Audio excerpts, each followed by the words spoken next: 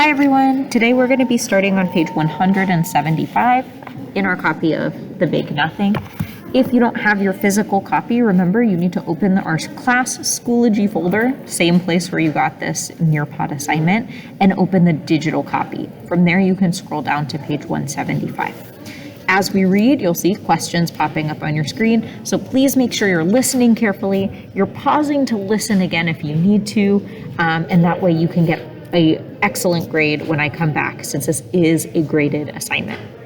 Do your best, follow along. Here we go, page 175.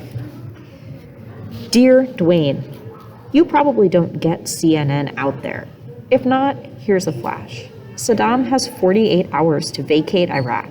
It's like, come out of that country with your hands up. If he doesn't, the war starts. Remember that stupid joke you used to tell about when the hit fits the shan? It looks like it's about to happen. The hit is about to fit the shan. Big time. Survival instructions from your old pal, Mr. Barnett. Don't be a hero. Survival instructions from me. The day they decide to send you into the war, get fake sick. You're the master. Justin. Turn the page to where it says Wednesday, March 19th. It's been about a month since Dwayne shipped out. I've played a lot of piano, real and silent, plastic recorder too. Music must use the same part of the brain as worrying. Since I can't play music when I'm at school, I worry. Today, I'm walking around Monroe Middle feeling like Wile E. Coyote. Now what the heck is that? Wonders the about-to-be clobbered coyote as he listens to the whistling sound of the falling anvil Roadrunner just pushed off the cliff. The difference is, I know the anvil is falling. I just can't get out of the way. Saddam's 48 hours run out at 8 tonight.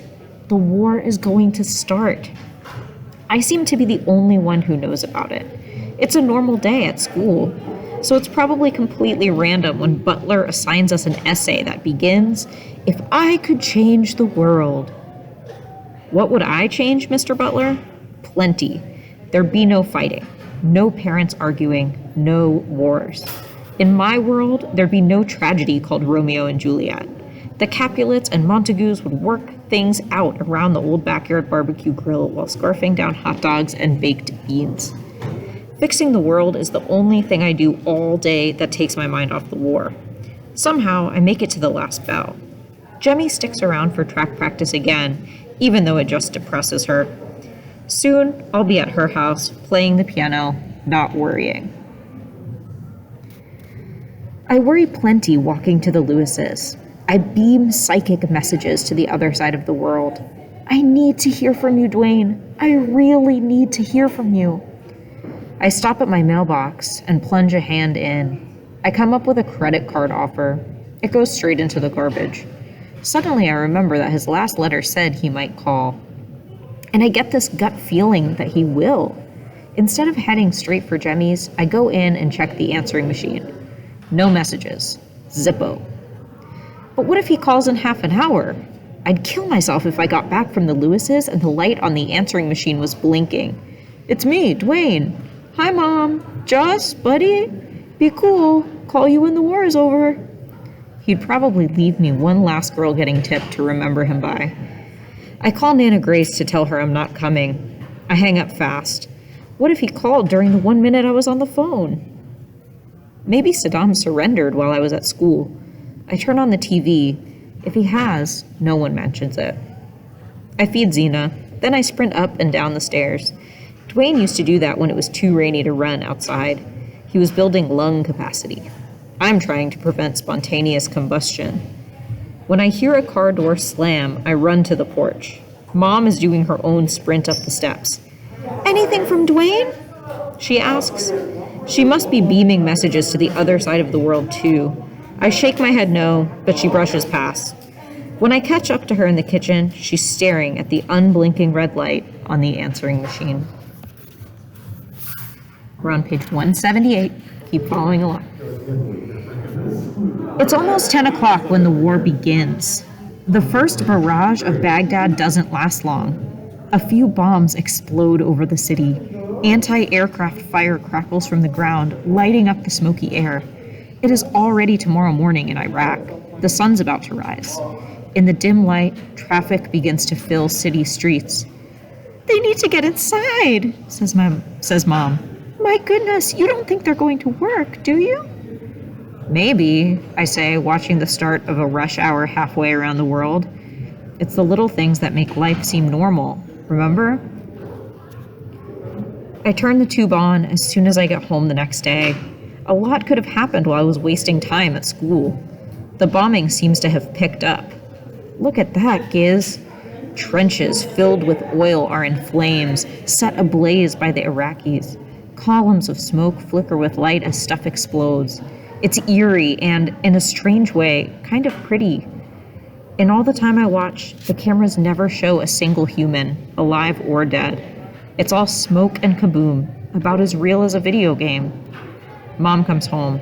She sits down on the couch and knots her hands in her lap. What's happening? More 4th of July.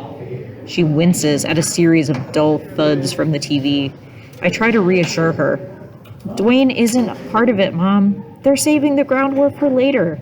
These guys are Air Force. They'll probably blow the place up before Dwayne has to do a thing. You're sure Dwayne isn't in the middle of this? Positive. I sound way more definite than I feel. Who knows? Maybe the Air Force heard there was this genius army mechanic named Dwayne Anthony Riggs and they borrowed him. He's fine. He's fine, she echoes. She stands quickly like she's glad that's taken care of. On to the next thing. Are you hungry, Justin? Would you like some supper? I'm not really hungry. Then we'll think about dinner later, okay? She walks briskly up the stairs to her room as if collapse on bed is the next thing on her to-do list. She closes her door. She'll bury herself under the covers and fall into the big nothing. I'm supposed to stop her. Dwayne would, but I don't. I think she has the right idea. I want to fall into. Explosions crackle on the TV. People are probably getting hurt. If I had a piano, I'd disappear into the music. I wish I could go over to the Lewises and play, but by now, Mrs. Lewis is home. I watch a few more flashes on the screen. I'm going out a while, Mom. I shout up the stairs. I head for the only place I can think of. All right, everybody, you are going to continue reading right here at the dot on page 179 for your independent read. Remember, all of the activities, all of the questions, all of the work today is going to be graded. So do your best, make me proud, and I will see you soon. Thanks, everyone.